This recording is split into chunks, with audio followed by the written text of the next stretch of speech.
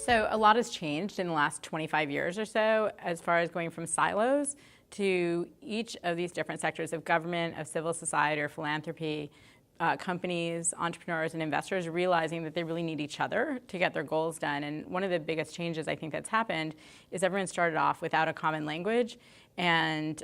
without any trust with each other. And you have the Sustainable Development Goals that have really helped to give a framework where people can talk to each other in a different way and can figure out what they're focused on together. And more than that, the world went from, we have some big problems now, problems like Zika or Ebola that can't be solved by one sector or another by itself. It's too big for Ebola to get solved by USAID money alone. It's too risky for a Pfizer or a Merck or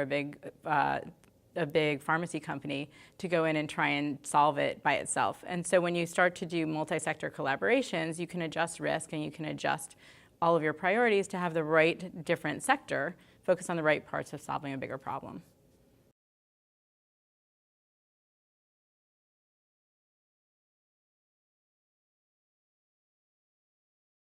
So one of the things that I think is working well as far as businesses and the Sustainable Development Goals is there's awareness more than there ever was for the Millennium Development Goals, more than there probably ever was for any other huge initiative on solving bigger challenges that we're facing as the world. And but at the same time, the things that aren't going well, a lot of times I find that businesses look at the SDGs, the Sustainable Development Goals, as a menu to pick one from, right? Like, I'm going to be all in working on ending hunger, which is goal number 2. Of course, if you read goal number 2, it's not this little box on just ending hunger, it's ending hunger and increasing nutritional values. And so even within some of these goals, people are cherry picking how they want to spin it. And of course, if you're ending hunger, but at the same time fighting to bring down nutritional values in school lunches, you're not necessarily aiming toward it. And if the way that you're solving something on equal, decent work and economic development is by doing it at the expense of dumping a lot of chemicals into rivers and polluting rivers, again, that's not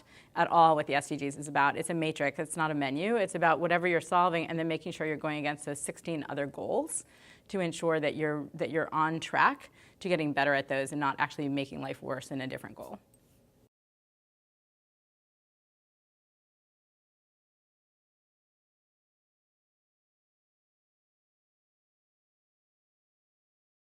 So as far as using systems thinking upfront, thinking through upfront, what could be the downsides of your success? One of the things that I work with companies on and with investors on isn't so much just looking at, am I meeting my goals, but figuring out upfront, if I meet my goals, if I'm successful with my company, what would that break?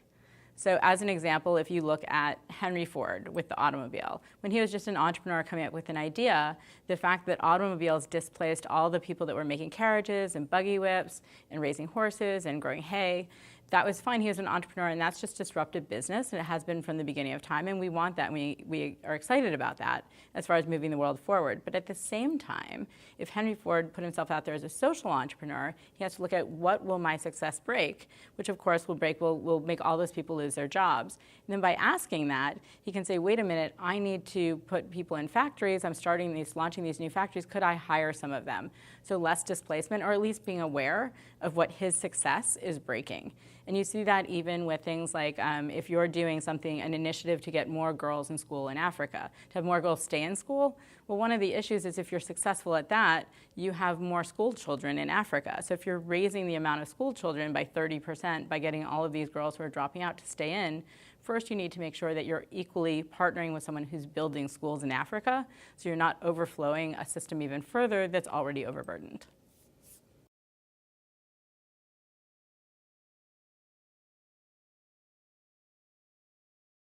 So as far as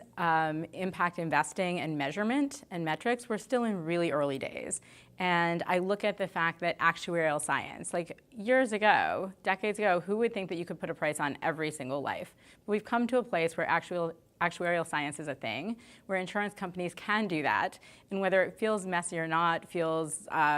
morally great or not. It's something that we've all accepted and that we all depend on as far as how we get life insurance, how we do a lot of other things, how companies plan ahead for pension plans and how much money to save up to distribute how.